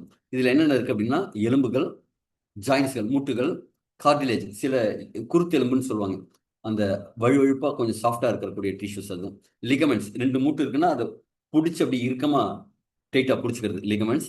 போன் மேரோ, எலும்புக்குள்ளே இருக்கிற எலும்பு மஜ்ஜை. இதெல்லாம் என்ன செய்யுதுன்னா உடம்புக்கு ஒரு உருவத்தை கொடுக்குது, நம்முடைய உள்ளுக்குள்ள இருக்கிற ஆர்கன்ஸ் எல்லாம் பாதுகாக்குது. நடப்பதற்கு, நகர்வதற்கு, தூக்குவதற்கு, உங்க உடம்போட அத்தனை இயக்கங்களுக்கும் மசில்ஸோட சேர்ந்து, தனியாக அதால் செய்ய முடியாது, மசில்ஸோட சேர்ந்துட்டு அந்த இயக்கத்தை கொடுக்குது. உங்க உடம்புல இருக்கிற ஒரு ஸ்டோரேஜா, சேவிங்ஸ் பேங்க் மாதிரி செயல்படுது. சில மினரல்ஸ், கால்சியம் போன்ற மினரல்ஸை சேர்த்து வச்சுக்குது. உங்க உடம்புல ஏதாவது தேவைப்படுதுன்னா என்ன செய்யும்? அப்ப பக்கத்து வீட்டுல போய் ஒரு டம்ளர் சக்கரை கொடுங்களேன்ப்பா. இங்க சிட்டி பகுதியெல்லாம் கிடையாது, கிராமத்து பகுதியெல்லாம் உண்டு. கொஞ்சம் கடுகு தீர்ந்து போச்சு, ஆயா கடுகு வாங்கிட்டு வர சொன்னாங்க அப்படின்னு பக்கத்துல போய் வாங்கிட்டு வருவாங்க. அதே மாதிரி நம்ம உடம்பு என்ன செய்யணும்னா, உடம்போட அஹ், அமிலத்தன்மை அதிகமாயிடுச்சுன்னா கொஞ்சம் எலும்பிட்டு போய், தம்பி தம்பி கொஞ்சம் கால்சியம் கூடப்பா, கொஞ்சம் அமிலத்தன்மை அதிகமாயிடுச்சுன்னா அதை கொஞ்சம் சமன்படுத்திக்கிறேன், அல்கலைன் பண்ணிக்கிறேன் அப்படின்னு சொல்லி கேட்டோம். அப்ப நம்ம எலும்புல இந்த மினரல்ஸ் அதீதமா ஸ்டோர் ஆகியிருக்கும். அதைத்தான் உடம்பு எடுத்துக்கும். அது மட்டும் இல்ல, உடம்போட ராஜ உறுப்புன்னு சொன்னா நம்ம மத்ததெல்லாம் சொல்லுவோம். ஆனா எலும்பு தான் ராஜ உறுப்பு. என்னங்க அங்கதான் பிளட் ப்ரொடக்ஷன் யூனிட் இருக்கு. ரத்தம் தயாரிக்கும் ஃபேக்டரி அங்கதான் இருக்கு. அதுதான் போன் மேரோ. இது என்ன ப்ரொடக்ஷன் கொடுக்குதுன்னா, நம்ம மூளையை பாதுகாக்கிறதுக்கு இந்த மண்டையோடு, இதயம் லங்ஸை பாதுகாக்கிறது ரிப்கேஜ், ஸ்பைனல் கார்டு அந்த மூளையிலேருந்து போகக்கூடிய அந்த நரம்புகளை பாதுகாக்கிறது என்னங்க, ஸ்பைன், தண்டுவடம். இதே மாதிரி ஸ்கெலட்டன் தான் பாடியோட ஒரு ஃப்ரேம் ஒர்க். இந்த போட்டோல இருக்கிற மாதிரி ஸ்கெலட்டல் ப்ராப்ளத்தில் ஏதாவது ப்ராப்ளம் வந்ததுன்னா, ஸ்கெலட்டல் ஏதாவது ப்ராப்ளம் வந்ததுன்னா என்ன ஆகும்? ஃப்ராக்சர். அது சரியா இல்லைன்னா, எலும்பு உறுதியா இல்லைன்னா கீழே வரும், அடிபடுது, நொறுங்கிடுதுங்கிறோம். ஆஸ்டியோபோரோசிஸ், எலும்போட அடர்த்தி கம்மியாகுது. ஆர்த்தரைட்டிஸ், மூட்டு வலி. ஜாயிண்ட் டீஜெனரேஷன், அதாவது ஜாயின்ஸ்ல வந்து வயதாகும் தன்மை அதிகமாயிருது. ஸ்பைனல் சம்பந்தமான டிசார்டர்ஸ், போன்ல இருக்கக்கூடிய இன்ஃபெக்ஷன்ஸ், போன் டியூமர்ஸ், அதுவும் குறிப்பா போன் கேன்சர் நிறைய பார்க்கணும். போன்லயே கேன்சர் அதிகமா உருவாகிறதையும் பார்க்கணும். ஆக்சுவலி அதீதமா பிஹெச் லெவல் அதிகமா இருக்கிற இடம் அதுதான். அங்க கேன்சர் வருது அப்படின்னா எந்த அளவுக்கு நம்ம உடம்ப பாதிப்படைய வச்சிருக்கோம் அப்படிங்கிறது பாருங்க. அது மாதிரி ரிஸ்க் ஃபேக்டர் என்ன? வயதாகிறதுனால ட்ராமா, ஏதாவது உடம்பு முடியாம போய் இருக்கிறது, போனோட டென்சிட்டி கம்மியா இருக்கிறது, சாப்பாடுல வந்து சரியான சத்தான உணவு எடுத்துக்காதது, இயக்கம் இல்லாம இருக்கிறது. ஆக்சுவலி உங்க தசைகளும் எலும்புகளும் உறுதியா இருந்ததுன்னா வயதாகும் போது உங்களோட ஸ்டெபிலிட்டிங்கிறது அதிகமாகும். கீழெல்லாம் விழ மாட்டீங்க, உங்க ஸ்ட்ராங்கா நடப்பீங்க. உங்களோட வேலையை நீங்களே பார்த்துக்கிறதுக்கு உங்களோட எலும்புகளையும் தசைகளையும் ஸ்ட்ராங்கா வச்சுக்கணும். இன்ஆக்டிவிட்டி இல்லாம நல்லா ஆக்டிவா இருக்கிறது யூஸ் ஆகும். சில மெடிசின்ஸும் சில நோய்களும் எலும்புகளை பலவீனப்படுத்தும். இதுல என்ன பிரச்சனை எல்லாம் வரும்? போன்ல பெயின், ஜாயிண்ட் பெயின், முதுகு வலி, ஸ்டிஃப்னஸ், அப்படியே அப்படியே பிடிச்ச மாதிரி இருக்கிறது, இறுக்கமா இருக்கிறது, இயங்கும் தன்மை. சில பேர் நடங்கிறது பார்த்தா இப்படி மெதுவா நடப்பாங்க. சில வயசான பாட்டி எல்லாம் பார்த்திருப்போம் முன்னாடி, பூனை விழுந்துட்டு மெதுவா இப்படி நடப்பாங்க. இன்னைக்கு இளைஞர்களே அப்படிதான் நடக்கிறாங்க. ரெடியூஸ்டு மொபிலிட்டி, வீக்கம், ஃப்ராக்சர்ஸ், இதெல்லாம் நமக்கு வரக்கூடிய இன்னல்கள். ஸ்ட்ராங் போன்ஸ் தான், and strong bone and healthy joints தான் உங்களை இளமையா வச்சுக்கிறதுக்கு உதவும். இதோட சேர்ந்தது தான் மஸ்குலர் சிஸ்டம், தசைகள். இதுதான் உங்களோட இயக்கத்துக்கு காரணமா இருக்கு. எலும்புகள் ஸ்ட்ராங்கா இருந்தா மட்டும் போதாது, உங்களோட தசை வலிமையா இருக்கணும். அப்பதான் உங்களோட ஆரோக்கியம் அப்படிங்கிறது நல்ல பீக்ல இருக்குன்னு சொல்லலாம். நம்ம என்ன விதமான தசைகள் இருக்குன்னு பார்த்தீங்கன்னா, skeletal muscles, cardiac muscles, smooth muscle. Skeletal மசில்ங்கிறது என்ன? உங்க எலும்போட ஒட்டி இருக்கக்கூடிய தசைகள். ஒரு எக்ஸசைஸ் எல்லாம் பண்றீங்க, ஒரு பொருளை தூக்கிறது வைக்கிறதுக்கு, இதுக்கெல்லாம் உதவக்கூடியது என்னங்க? ஸ்கெலட்டல் மசில், உங்க எலும்போட சேர்ந்து இயங்கக்கூடியது. கார்டியாக் மசில், உங்க இதயம் துடிச்சிட்டே இருக்கு பாருங்க, அதுக்கு கார்டியாக் மசில். ஸ்மூத் மசில்ஸ் சிலதெல்லாம் இருக்கு. இப்ப மலக்குடல் பாத்தீங்கன்னா அப்படியே இருக்காது, அது அப்படி புழிஞ்சு புழிஞ்சு அப்படி வெளில எடுக்கும், அப்படியே பிடிச்சி விட்டு வயிறு வந்து அழுந்தி அழுந்தி உங்க உணவை ஜீரணிக்க வைக்கும். இதெல்லாம் ஸ்மூத் மசில்ஸ். நம்ம உடம்புல அது மாதிரி ஸ்மூத் மசில்ஸ் இருக்கும். இதெல்லாம் என்ன செய்யுது? உங்க உடம்புக்கு ஒரு இயக்கத்தை கொடுக்குது. போஸ்டர், ஒரு அற்புதமான உடல் அமைப்பு. சில பேர்லாம் பார்த்து இப்படி கோன் விழுந்துட்டு இருப்பாங்க. சில பேர் இப்படி நல்லா நெஞ்சை நிமிர்த்திட்டு அப்படி இதுவா உட்காருவாங்க. காரணம் என்ன? அவங்களோட தசைகள் வலிமையா இருந்தா மட்டும்தான் அது முடியும்.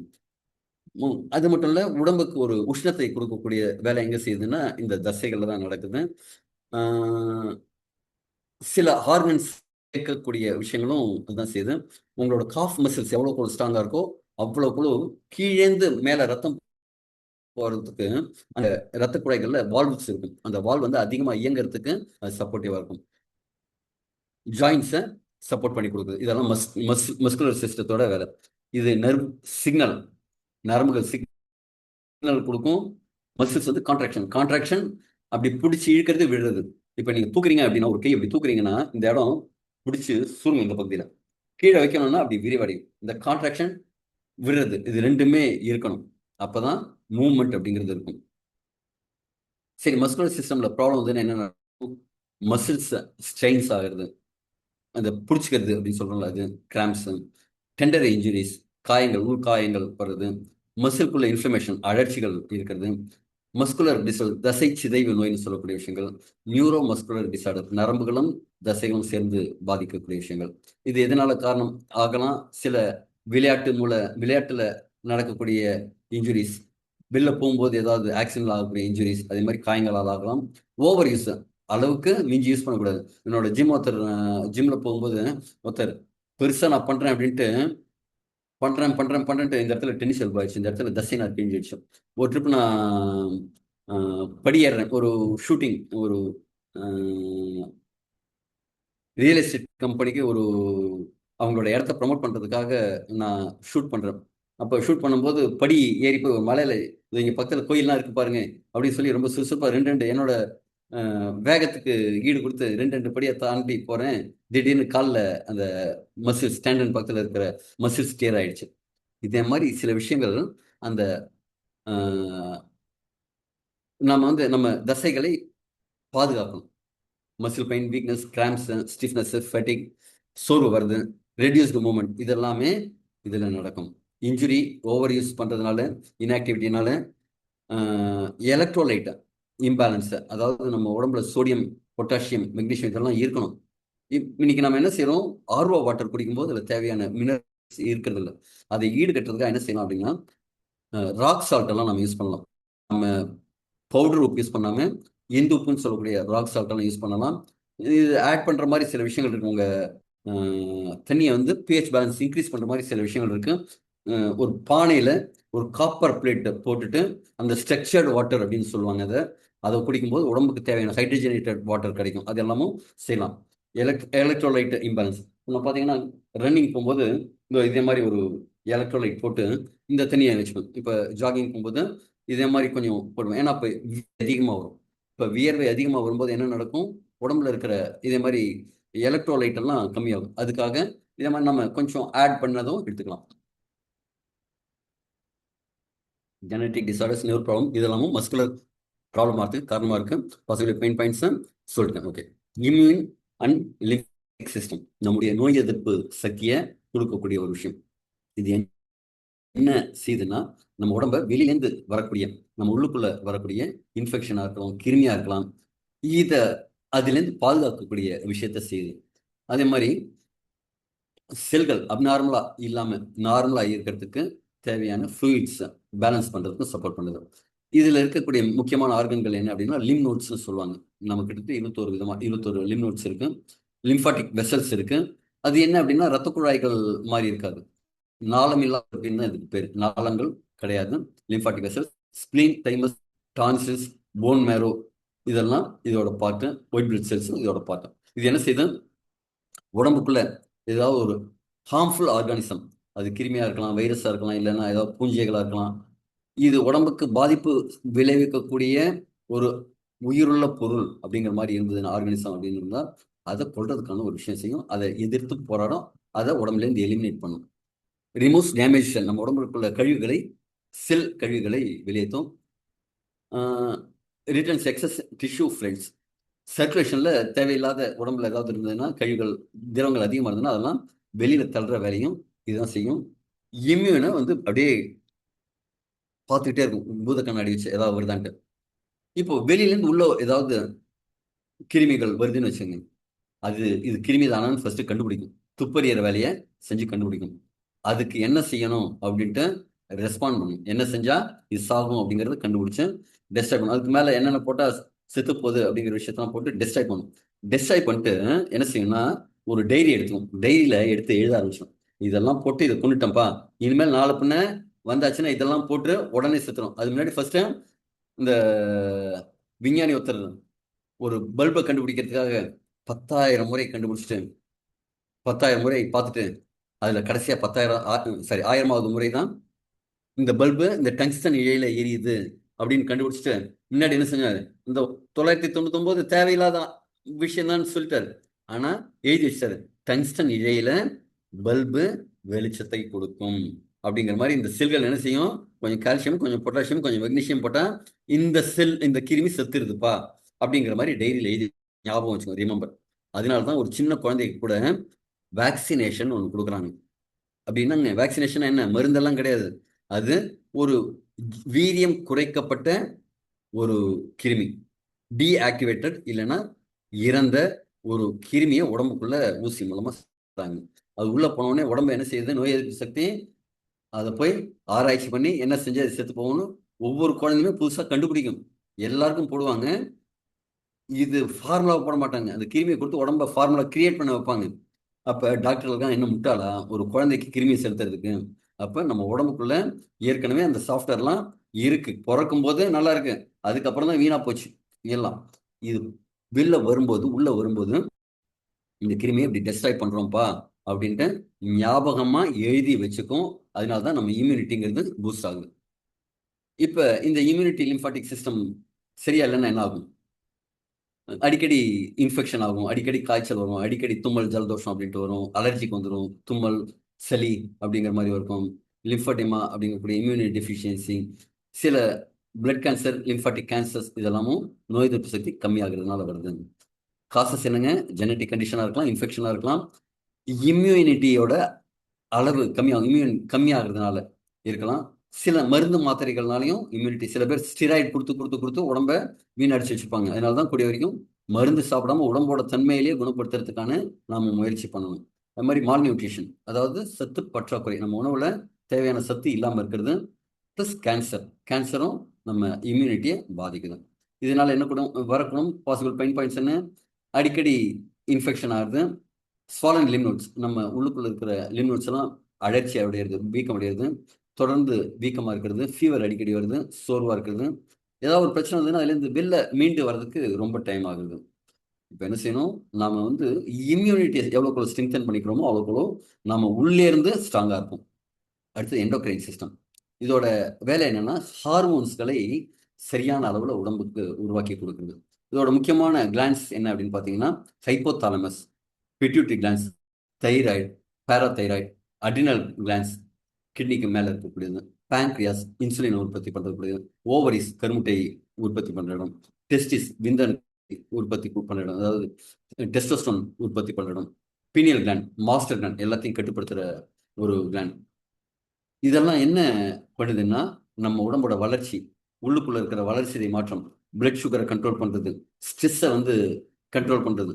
அதாவது சில இடத்துல ஸ்ட்ரெஸ்ஸை உருவாக்கணும், அப்பதான் ஃப்ளைட் ஆர் ஃபைட் அப்படின்னு விஷயம் நடக்கும். அதாவது ஒரு பிரச்சனை வந்தா பாதுகாத்துக்கிறதுக்கு, அதையும் தப்பிக்கிறதுக்கு, அந்த பிரச்சனையை எதிர்நோக்கி செய்யறதுக்கு, இதுக்கெல்லாமும் ஸ்ட்ரெஸ் ரெஸ்பான்ஸ்னு சொல்லுவாங்க. ரீப்ரொடக்ஷன், நம்ம அடுத்த கட்ட ஜென்ரேஷனை உருவாக்குறதுக்கு, அந்த ரீப்ரொடக்ஷனுக்கு, ஃப்ளூயிட் அண்ட் எலக்ட்ரோலைட் பேலன்ஸ் பண்றதுக்கு, தூங்குறது, மூச்சுக்கிறது, இது சரியா நடக்கணும், இந்த பாடியோட சர்க்காடியன் ரிதம் கரெக்டா இருக்கிறதுக்கு. அப்ப என்ன செய்யணும், மெலோட்டனின் இப்ப ஈவினிங்லாம் சுரந்தாதான் தூக்கம் நல்லா வரும். காலையில ஸ்ட்ரெஸ் ஹார்மோன் உருவானாதான் முழிப்பு வேலையை நம்ம சுறுசுறுப்பா செய்வோம், கார்டிசால் சுரந்தாதான். இந்த சைக்கிள் கரெக்டா இருக்கணும். ஆனா இப்ப என்ன நடக்குதுங்க, கார்டிசால் சுரக்கிறத நம்ம தாமதப்படுத்துறோம், நிறைய டிவி பார்த்து மொபைல் பார்த்து மெலோட்டனின் சுரக்கிறத தாமதப்படுத்துறோம். அதனால நம்ம சைக்கிளே ரிப்பேரிங் சைக்கிளாம மாறிடுது. ஒரு கிளாண்டு ஹார்மோனை உருவாக்குது, பிளட் ஸ்ட்ரீம் வழியாவோ உடம்புக்குள்ள கலக்குது, அது தேவையான ஆர்கனை போய் அடையுது, அந்த ஆர்கன் அதை சரியா ரெஸ்பான்ஸ் பண்ணுது. ஹார்மோன்ஸ் எல்லாம் என்ன செய்யுதுங்க, நம்ம உடம்புல இயக்கத்தை கட்டுப்படுத்துற வேலை செய்யுது. இப்போ எண்டோக்ரைன் சிஸ்டம் சரியா வேலை செய்யலைன்னா என்ன நடக்கும்? டயபெட்டிஸ், சர்க்கரை வியாதிக்கு காரணம் என்னங்க, பேங்க்ரியாஸ் சரியா வேலை செய்யல, இன்சுலின் சரியா சுரக்கல, தைராய்டு டிசார்டர், டிஎஸ்ஹெச் டிஎஸ்சி எல்லாம் அளவுக்கு அதிகமாகவும் குறைவாகவும் இருக்கிறது, அட்ரினல் டிசார்டர்ஸ், வளர்ச்சி, சில குழந்தைகள்லாம் பார்த்தீங்கன்னா வளர்ச்சி கம்மியா இருக்கும், ஒல்லியா இருக்கிறது, குண்டா இருக்கிறது அப்படிங்கிறதெல்லாம் மாறி மாறி நடக்கிறது. ஹார்மோனல் ரீப்ரொடக்டிவ் டிசார்டர்ஸ், இன்னைக்கு இன்ஃபர்டிலிட்டி, அதுக்கெல்லாமும் அதுதான் காரணமா இருக்கு. ஆஸ்டியோபோரோசிஸ், ஹார்மோனல் இம்பேலன்ஸ்னால நடக்கக்கூடிய எலும்பு நோய்.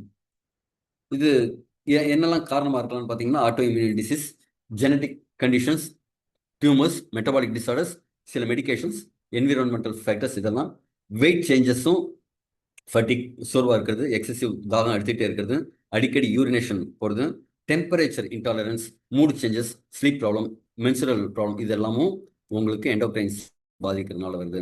ஹார்மோன்ஸ் அப்படிங்கிறது ரொம்ப ரொம்ப முக்கியம். ஹார்மோன்ஸ் எவ்வளோக்கு சரியான அளவில் பேலன்ஸ்டாக இருக்கோ அவ்வளோக்குள்ள ஆரோக்கியமாக இருக்கும். அடுத்தது ரீப்ரொடக்டிவ் சிஸ்டம், இது ஆண்களோட டெஸ்டிஸ், எபிடிமிஸ், வாஸ் டிஃபரன்ஸ், அதாவது இதெல்லாம் ஸ்பெர்ம் உருவாகக்கூடிய இடம், ப்ராஸ்டேட், அந்த ஸ்பெர்மோட சேர்ந்து பயணிக்கக்கூடிய ஒரு திரவம் உருவாக்கக்கூடிய செமினல் ஃப்ளூயிட்ஸ் போகக்கூடிய செமினல் வெசிக்கல்ஸ் பெனிஸ் ஆண் உறுப்பு.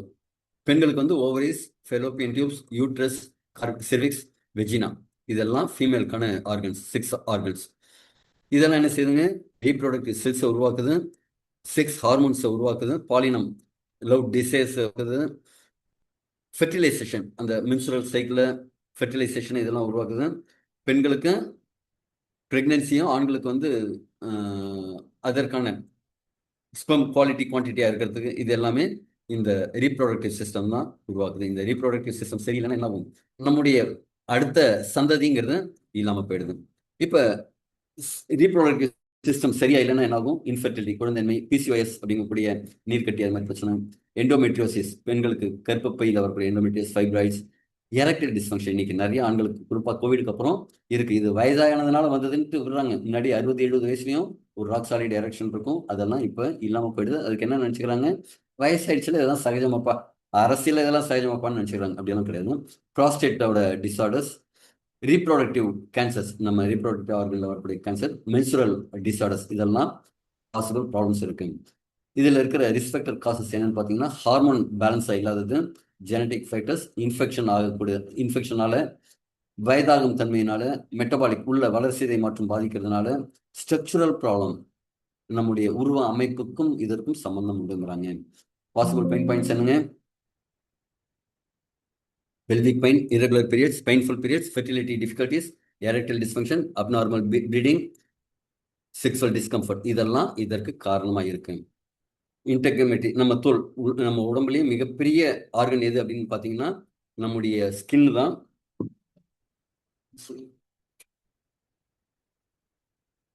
ஒரே ஒரு செகண்ட் ப்ளீஸ்.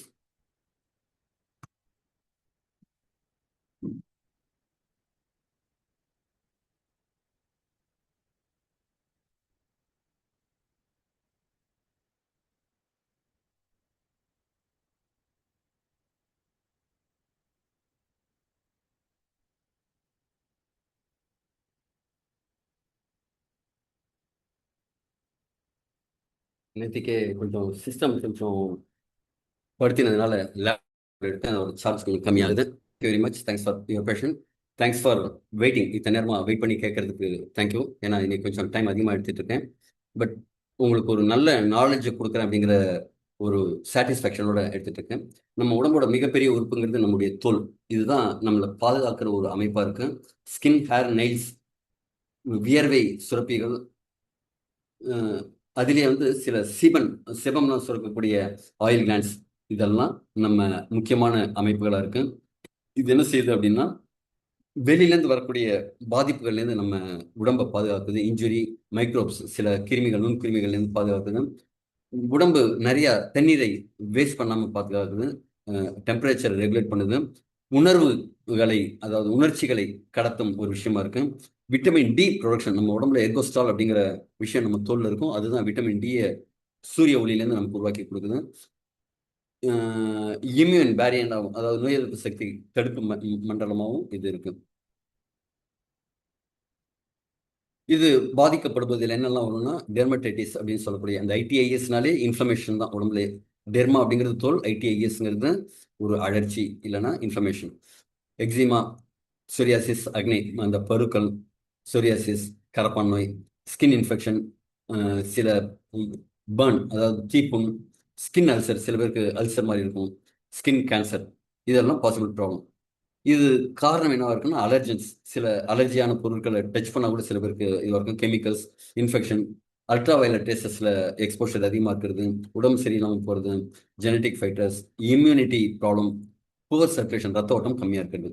இதில் என்ன பெயின்ஸ்னு பார்த்தீங்கன்னா, ஈச்சிங், தோல் அரிப்பு அப்படிங்கிறது இருக்கலாம், ரேஷஸ் இருக்கலாம், வலி இருக்கலாம், ட்ரை ஸ்கின்னாக இருக்கலாம், வீக்கங்கள் இருக்கலாம், காயங்கள் இருக்கலாம், ஹேர், அந்த முடி கொட்டுறது அல்லது முடி கலர் போகிறது அப்படிங்கிற மாதிரி இருக்கும், நகங்கள் பிளவுப்படுறது, நகம் குவாலிட்டியாக இல்லாமல் இருக்கிறது, இந்த மாதிரி விஷயங்கள்லாம் நடக்கிறதுக்கு வாய்ப்பு இருக்கு. இதை என்ன செய்யும் அப்படின்னா, நம்ம உடம்பை பாதுகாக்கிற விஷயம். இந்த 11 விஷயமும் சேர்ந்து நம்ம மூளை சிக்னல்கள் கொடுக்குது. நரம்பு அந்த மசில்ஸ் வந்து ஆக்டிவேட் பண்ணுது. மசில்ஸ் போன்களை பத்திரமா பிடிச்சிக்குது, போன் இயக்குது. ஸ்கெலட்டல் சிஸ்டம் நம்ம உடம்புக்கு ஒரு ஃப்ரேம் ஒர்க் கொடுக்குது. இந்த ஹார்ட் அண்ட் பிளட் வெசல்ஸ் வந்து ஆக்சிஜனை, நியூட்ரியனை உடம்பு முழுக்க கொண்டு போய் சேர்க்குது. லங்ஸ் என்ன செய்யுது?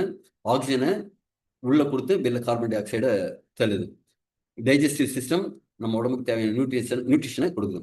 கிட்னிஸ் நம்ம உடம்பு ஃப்ளூயிட் கரெக்டாக மெயின்டைன் பண்ணுறதுக்கு, இந்த தாது உப்புகளை மெயின்டைன் பண்ணுறதுக்கு சப்போர்ட் பண்ணுது. Endocrine system metabolism, energy maintain பண்ணுறதுக்கு சப்போர்ட் பண்ணுது. நோய் எதிர்ப்பு மண்டலம் நம்மளை பாதுகாக்குது.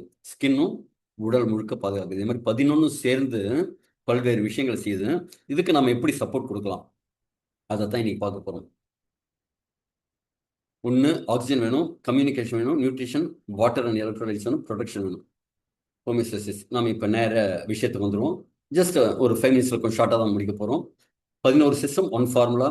இம்யூன் சிஸ்டம் இதை டெவலப் பண்ணுறதுக்கு நம்ம எலிக்சர் மிக்ஸில் என்ன இருக்குன்னு பார்த்தீங்கன்னா கார்டிசெப்ஸ். இதை இம்யூன் சிஸ்டம் ஆக்டிவேட் பண்ணுது. செல்ஸில் இருக்கக்கூடிய அழற்சிகளை இன்ஃபர்மேஷன்ஸை குறைக்கும். நெரிஜியல் மூல்ங்கிறது வந்து இம்யூன் மாடுலேஷனை இம்ப்ரூவ் பண்ணி கொடுக்குது. ஸ்டிவியா ஆன்டி மைக்ரோபயல் ப்ராப்பர்ட்டிஸ், அதுக்குள்ள பூஞ்சைகள், ஒட்டுண்ணிகள் அதெல்லாம் அழிக்கக்கூடிய ப்ராப்பர்ட்டிஸ் இருக்கு. பேத்தோஜன்ஸ் உருவாகிறதுக்கு சப்போர்ட்டிவாக இருக்கும். பேத்தோஜன்ஸ் அழிக்கிறதுக்கு சப்போர்ட்டிவாக இருக்கும். குக்குர்பிட்டா மஸ்டேட்டா சீட்ஸ் வந்து இதில் ஜிங்க் அதிகமாக இருக்கிறதுனால இம்யூனிட்டி பூஸ்ட் பண்ணி கொடுக்குது. கார்டியா வாஸ்குலர் சிஸ்டத்துக்கு நம்ம ப்ராடக்ட்ல இருக்கிற நெரிஞ்சியல் மூல் பிளட் ப்ரெஷரை மெயின்டைன் பண்ணுறதுக்கும் பிளட் சர்க்குலேஷனை இன்க்ரீஸ் பண்ணுறதுக்கும் சப்போர்ட் பண்ணுது. கார்டிசெப்ஸ் ஆக்சிஜன் முழு உடம்புக்கும் போய் சேர்றதுக்கு, ஆக்சிஜன் யூட்டிலைசேஷனுக்கு சப்போர்ட் பண்ணுது. ஹார்ட்டோட எஃபிஷியன்சியை அதிகப்படுத்துது. ஏன் அப்படின்னா நம்ம உடம்புலேயே அதிகமான மைட்டோகாண்ட்ரியா இருக்கிற இடம் ஹார்ட். ஒரு செல்லில் 5000 மைட்டோகாண்ட்ரியா, அதாவது பவர் ஹவுஸ் இருக்கிற, ஏன்னா தொடர்ந்து துடிச்சிட்டே இருக்கும். இந்த ஏடிபி ப்ரொடக்ஷனுக்கு ரொம்ப சப்போர்ட்டிவாக இருக்கிறது கார்டிசெப்ஸ். அதனால கார்டியோவாஸ்குலர் சிஸ்டத்துக்கு ரொம்ப சப்போர்ட்டிவாக இருக்கும். ஸ்டிவியா ஹெல்த்தி பிளட் சுகரையும் கொலஸ்ட்ராலையும் மெயின்டைன் பண்ணுறதுக்கு சப்போர்ட் பண்ணுது.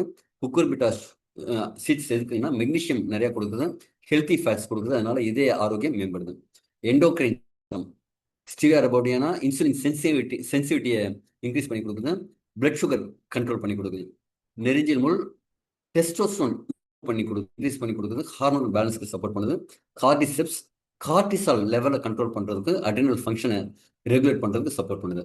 டைஜஸ்டிவ் சிஸ்டத்துக்கு குக்குர்பிட்டா மஸ்டேட்டா சீட்ஸ் வந்து சப்போர்ட் பண்ணுது. அதில் இருக்கக்கூடிய நார்ச்சத்து என்ன சப்போர்ட் பண்ணுது? ஜீரண மண்டலம் நல்லா இருக்கிறதுக்கு, குடல் பாதைகள்லாம் ஃப்ரீயாக இருக்கிறதுக்கு, அந்த வில்லைன்னு சொன்னல அந்த வில்லையெல்லாம் க்ளீனாக இருக்கிறதுக்கு.